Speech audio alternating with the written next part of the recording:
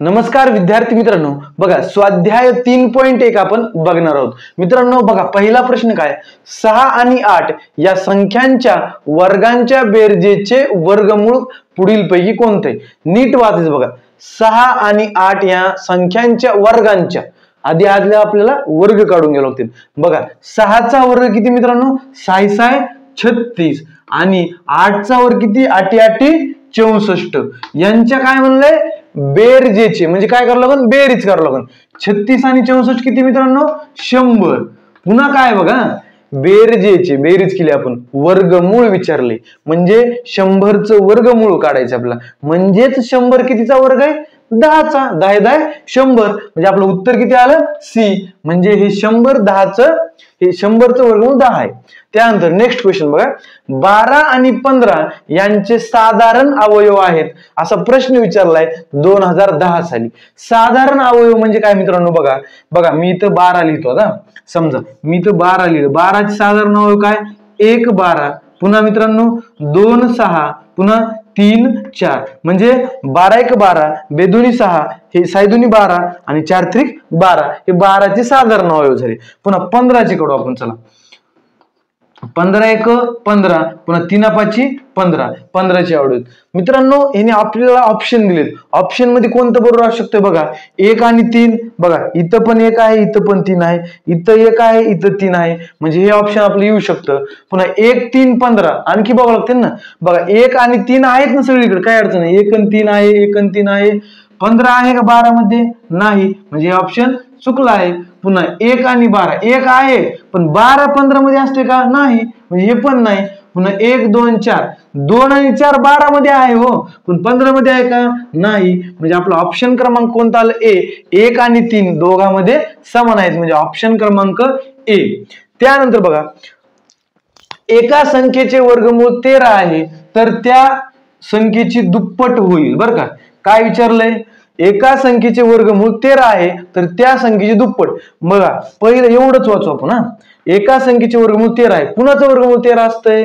13च्या वर्गाचं वर्गमूळ 13 असणार. मग 13चा वर्ग किती झाला? 169. मग पुन्हा काय विचारले? त्या संख्येची दुप्पट. ही संख्या आहे आपली, याची दुप्पट विचारली.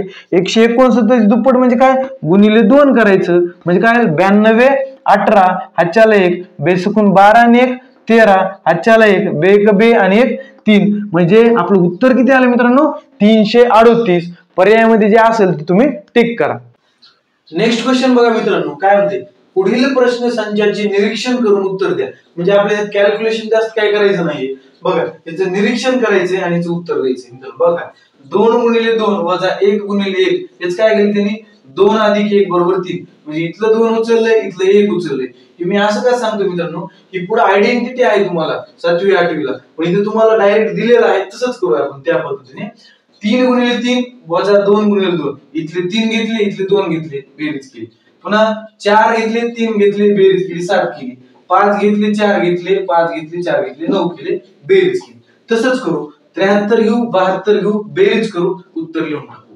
चला, 73 अधिक 72 किती येईल? 3 आणि 2 5, 7 आणि 7 14, आलं उत्तर 145. म्हणजे ऑप्शन क्रमांक सी. अशा प्रकारे सोपं होतं. नेक्स्ट क्वेश्चन आहे मित्रांनो, बघा, तिथे 2,54,016 या संख्येला पुढील पैकी मूळ अवयवांच्या कोणत्या गटाने पूर्ण भाग जात नाही?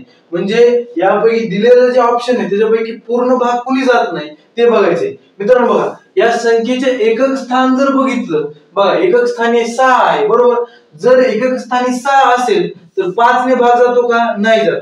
5 ने भाग जायला एकक स्थानी 0 किंवा 5 पाहिजे. बघा, इथं ऑप्शन डी मध्ये 5 दिले त्यांनी, म्हणजे या ऑप्शनने त्याला भाग जाणार नाही. म्हणजे ऑप्शन क्रमांक डी आहे आपलं, त्याने या संख्येला भाग जाणार नाही.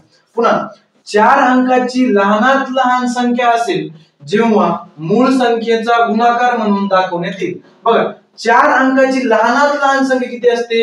1000. लहानात लहान संख्या किती असते? 1000. त्या 1000 च आपल्याला त्यांनी काय विचारले? मूळ अवयव गुणाकार रूपात लिहायला सांगितले. बघा मित्रांनो, सर्वांचा गुणाकार केला ऑप्शनचा तर 1000च येतो, पण विचारले काय त्यांनी? आपल्याला मूळ विचारले. काय? मूळ संख्येचे प्राईम फॅक्टर.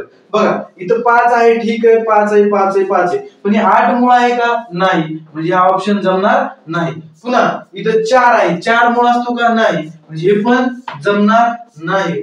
पुन्हा सी मध्ये बघा 5 आहे, 5 आहे, 5 आहे, 2 आहे, 2 आहे, म्हणजे हे सर्व मूळ आहेत. पुन्हा इकडे बघा इथे 4 मूळ नाही, म्हणजे हे पण जमणार नाही, म्हणजे आपला ऑप्शन क्रमांक सी येणार. लास्ट क्वेश्चन आहे बघा, काय 2100 चा मूळ गुणनखंड आहे, म्हणजे प्राईम फॅक्टर आपल्याला करायचे. 2022 ला क्वेश्चन आलाय बघा. ऑप्शन मध्ये जिथं प्राईम फॅक्टर दिसेल त्याला टिक करून टाकायचं. बघा पहिल्याच्यात 2 आहे, 2 आहे, 7 आहे, 15 प्राईम असतो का? नसतो, हा ऑप्शन येणार नाही. पुन्हा 2 2 3 5 35, 35 मूळ असतो का? 7 5 35 जातो ना, मूळ नाही. पुन्हा ऑप्शन 3 बघू, 2 आहे, 2 आहे, 3 आहे, 5 आहे, 5 आहे, 7 आहे, म्हणजे ऑप्शन क्रमांक आपलं सीच येणार आहे. पण डी पण चेक करूया आपण. बघा 4 मूळ असतो का? नसतो, म्हणजे हे पण येणार नाही, म्हणजे आपला ऑप्शन क्रमांक सी आलेला आहे. धन्यवाद.